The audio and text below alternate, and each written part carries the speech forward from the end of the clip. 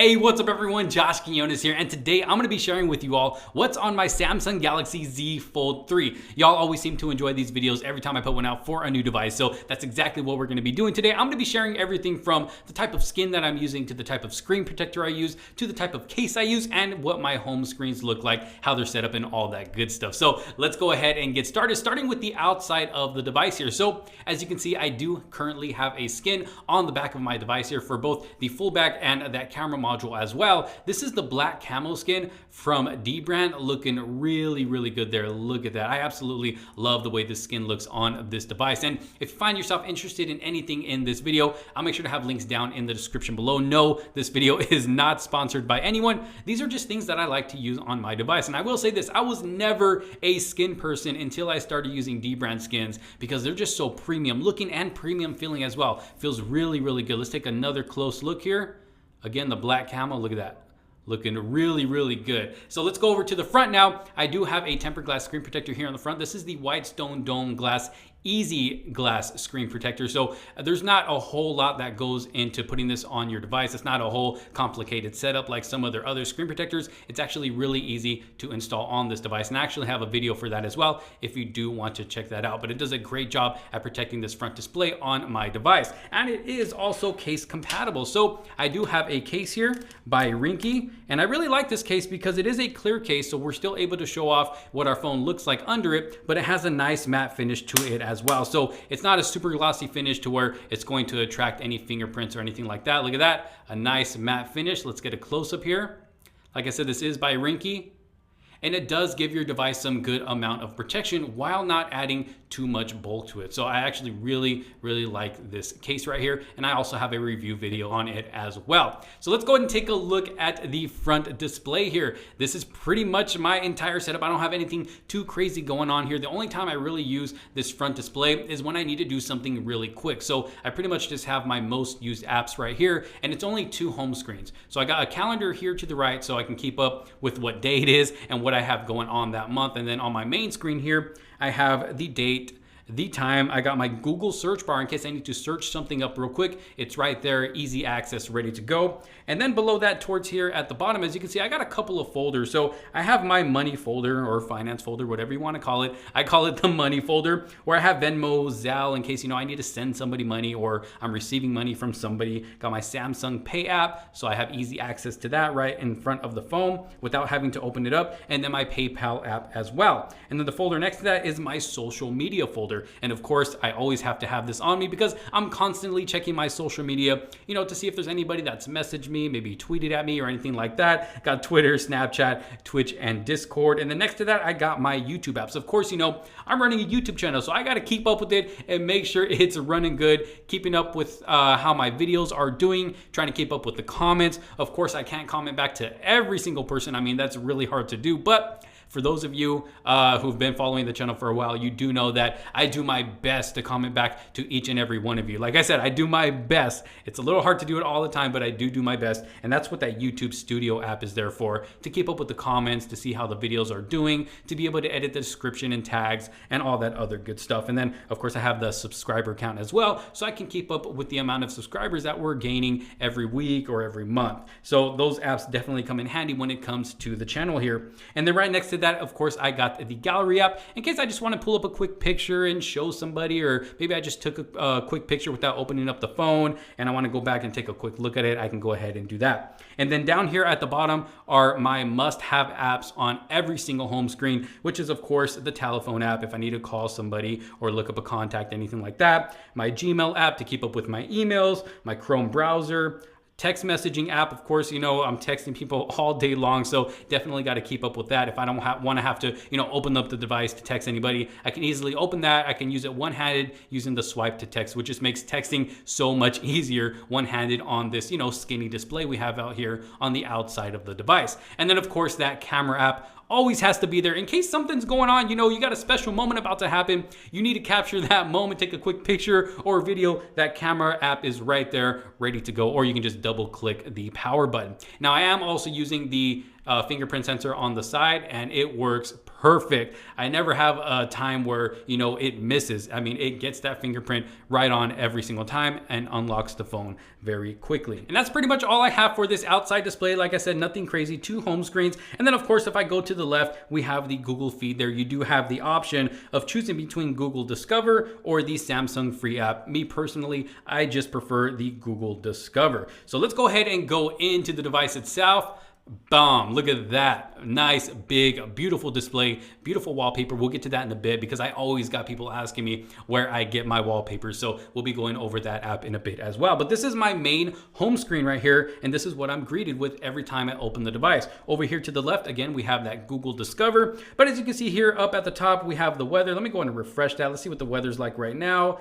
It is 106 and getting hotter by the hour. So we got the weather, we got my location and the date and time. And then below that, again, the Google search bar in case I need to search something up. And then I have some folders down here, a little bit more folders than what we had on that outside display. So I got my smart home folder, at least that's what I have titled it here. It's just smart home apps to be able to keep up with things like my security cameras outside the home and inside the home, and to be able to control my smart lights around the house, and to be able to see what's going on with my Wi-Fi system because I do use a mesh Wi-Fi system. So as you can see here, I got the SmartThings app, which lets me see what's going on with the security camera. I do use that Samsung security camera for here inside the home. I can control my smart monitor. I got smart tags on there, and there's a lot that you can do within here. As you can see, SmartThings cam. I got a TV in the bedroom and then my living room TV there as well. And then I got my Zmodo app, which is just another security camera that I have here in the home. And then I have my Gove home app, and this is actually what I use to control my LED lights here in the office or other lights I have around the home. Gove is like my go-to company for when it comes to, you know, buying LED lights. And there's so much that you can do within this app. So if I go to the living room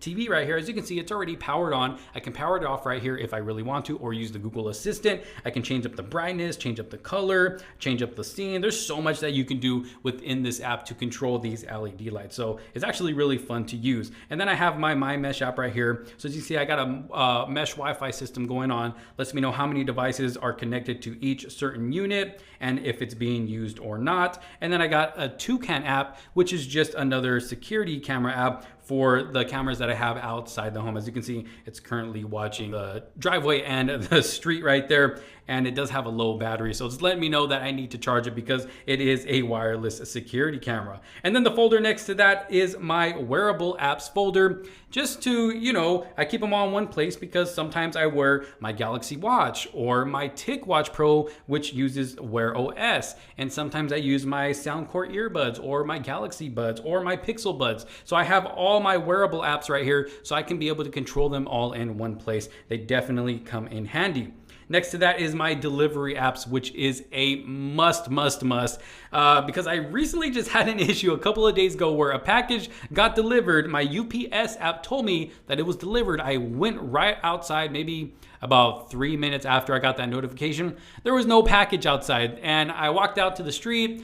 I saw the truck, you know, kind of down the street. So either he just drove by and said he delivered it and really didn't, or someone stole it within those 3 minutes. I really don't know what happened. I called them. They couldn't figure it out, and now that package is just gone. But these are a must. That way it pretty much helps me keep track of where my packages are, because, you know, having the YouTube channel that I do get quite a few packages, you know, of certain product to review here on the channel. So these apps are definitely a must. And then of course, again, I have my YouTube apps folder with a couple more apps here. I got TubeMate. Sometimes when I'm reviewing something, I'm making a video and I want to kind of insert something from a past video I did, I can use TubeMate to download my video from YouTube, because once I edit my video and upload it to YouTube, I pretty much just delete it off my device. It's already on YouTube. I know I probably shouldn't do that, but I do. But if I do need to re-download it, that's where TubeMate comes in and it lets me do that. Then I got YouTube Music, YouTube Studio, Social Blade, subscriber count, and then of course the YouTube app itself. Next to that is my editing app folder. So for those of you who are new to the channel and don't know yet,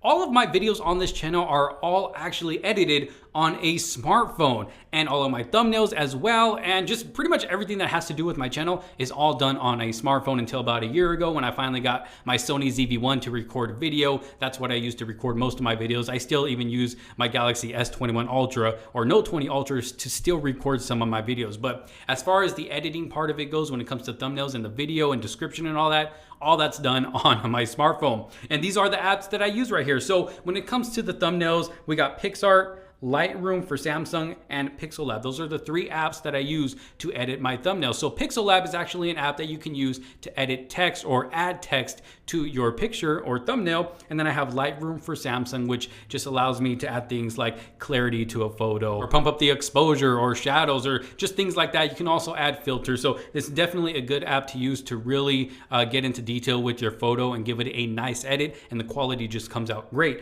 And then we got PicsArt, which allows you to actually do a whole lot of things. So we'll go ahead and go into the app here. There's actually a lot you can do here. You can cut stuff out of your photos to use them in another photos. And I'm just using the free app right here. There is a paid version to get rid of the ads that you see. But yeah, even the free version gives you more than enough that you need to use here. So you got things like your tools to be able to crop your picture. You can clone certain things, stretch, select, you can add curves, enhance. You can add effects to your picture, HDR, noise, film 2. I mean, they got tons of stuff to try out right here. Black and white, blur, sketch, colors, artistic. You see, you can retouch up your photos, you can add stickers, you can cut stuff out. Like I said, you can add text. Now, I use Pixel Lab for my text because I just find there to be more to choose from on there rather than this app right here. You can add a photo on top of your photo. I mean, there's just so much that you can do within this app in order to edit your photo or thumbnails for YouTube. Now, when it comes to the actual video, the video editor that I'm currently using right now is KineMaster. I'll go ahead and go into this right here.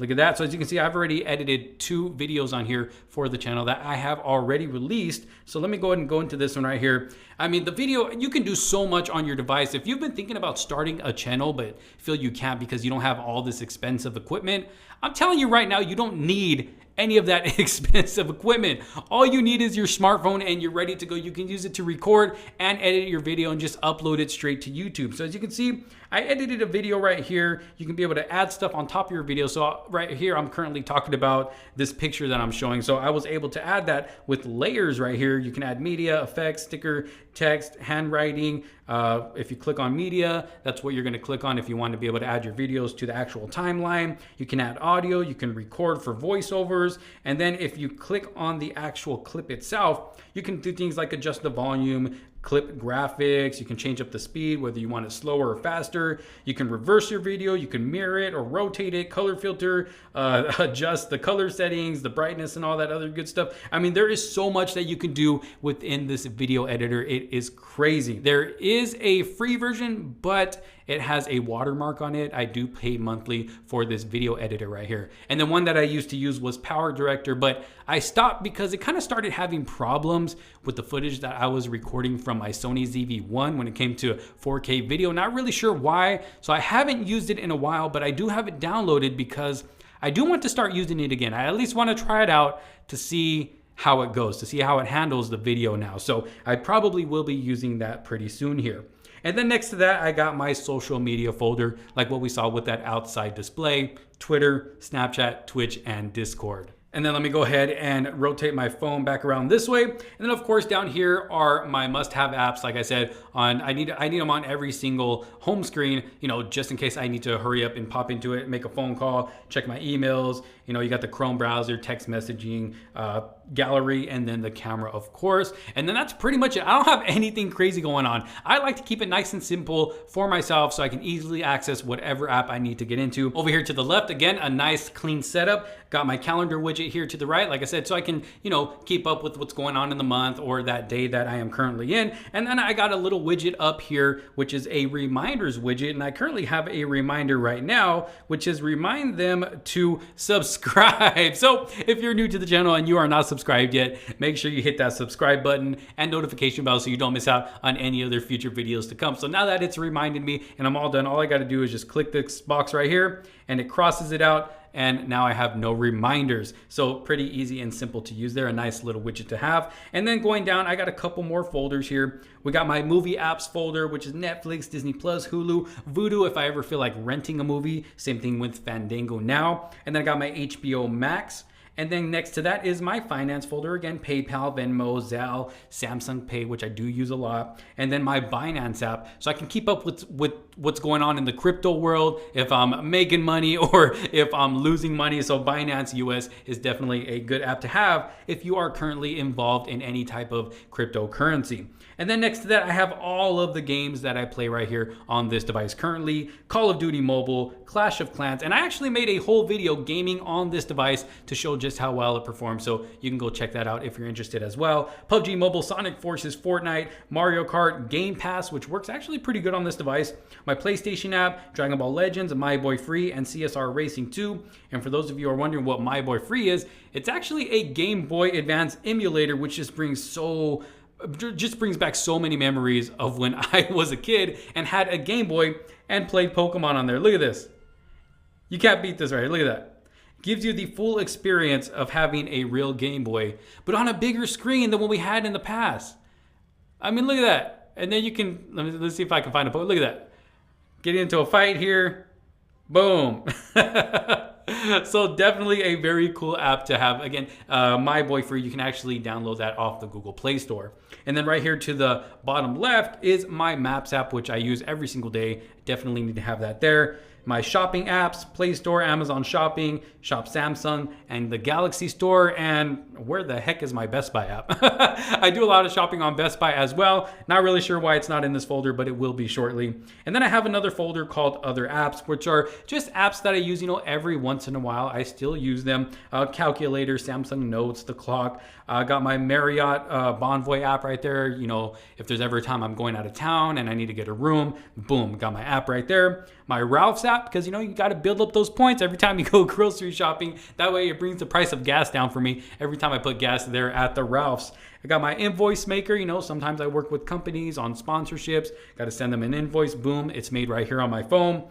Wallpix app and UltraPix. So if you've been wondering where I get my wallpapers, I get this question a lot in a lot of my videos. Where'd you get your wallpaper? Where can I find that wallpaper? Can you link the wallpaper? No, I can't really link it because it's from an app, which is called Wallpix and UltraPix. Both pretty much the same app. They're both sister apps. So if I click on right here, this app's actually made for Node devices or S21 devices to hide that punch hole cutout. But with this device, you really don't need that because we now have that punch hole cutout under the display. And as you can see, they got a lot to choose from. They got different categories: Wallpix Originals, Abstract, Aerial, AMOLED, Steady, Minimal, Nature, and you even have live wallpapers as well. Look at how cool this looks. If I click on this and look at this, so this is what your live wallpaper is going to look like if you do set it. So I'm just gonna go ahead and set it. Why not? Right here on video, you can set it up for just the home screen or home and lock screens. I'll go ahead and do both. Let's go home. Boom, look at that. Look at that live wallpaper. Look at how cool that looks. So if you're wondering where I get my wallpapers, boom, Wallpix and UltraPix. And that is pretty much it. Again, I have all my most needed apps here down at the bottom. Like I said, I like to keep it nice and simple, nothing too crazy going on, keep it nice and easy for me to use, but still fun. But yeah, so this is my setup right here. But y'all let me know what you think down in the comment sections below. If you have a device like this for yourself, do you have it set up kind of similar or way different than me? What do you think about my setup right here? What do you think about this other stuff that I showed, like the case, screen protector, and the skin? Like I said, I'll have links in the description below. But y'all let me know your thoughts down in the comment sections below. If you did like this video and find it helpful, make sure to hit that subscribe button. Make sure to hit that notification bell so you don't miss out on any other future videos to come. Make sure to leave a huge thumbs up if you did like it. Thanks so much for watching. This is Josh Quinones. I will see you all in the next one. Peace out.